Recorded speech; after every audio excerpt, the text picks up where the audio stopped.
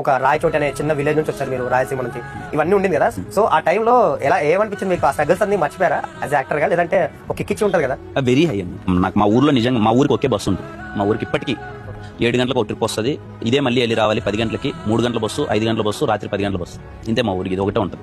మాకు సినిమా చూడాలి అంటే కూడా చాలా పెద్ద విషయం, కష్టం. చిన్నప్పుడు 7th క్లాస్ 8th క్లాస్ అలా ఉన్నప్పుడు మా టౌన్కి రాయచోటికి వెళ్ళాలి అంటే చాలా పెద్ద విషయం. నేను ఇంట్లో చాలా రిక్వెస్ట్ చేసుకుని రాయచోటికి వెళ్తే మార్నింగ్ 7 గంటల బస్కి వెళ్ళి రవిస్కే పోటీ ఉంటుంది మసాలా దోశ తిని, అటు నుంచి 10:30కి ప్రసాద్ థియేటర్ లెగలో సినిమా చూసుకొని, మళ్ళీ 1 గంటకు 2 గంటలకు సాహిత్య థియేటర్కి వెళ్ళి ఇంకో సినిమా చూసుకొని, ఆ కాఫీ బైట్ చాక్లెట్లు ఏవో ఉండేవి అప్పుడు, ఆ కాఫీ బైట్ చాక్లెట్లు అవి కొనుక్కొని మళ్ళీ 5 గంటల బస్కో 7 గంటల బస్కో ఇంటికి తిరిగి వెళ్ళి పడుకుంటే అది నాకు ఫెస్టివల్ ఆ రోజు. అంటే సంక్రాంతి పండుగ, ఉగాది పండుగ అయినట్టు నాకు ఆ రోజు.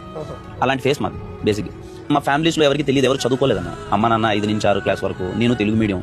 మాకు అదే అంటారు కదా, ఎలా వెళ్ళాలి లైఫ్, ఏదో బీటెక్ అయిపోయింది, బీటెక్ చదువుకున్నాం, జాబ్ చేయాలనే ఫేస్కి వెళ్ళాం. కానీ ఎందుకో తెలియకున్నా మా ఫ్యామిలీ పరిస్థితో లేకపోతే ఇంకొకటో, ఒరే అయితే లైఫ్ పోతే పోని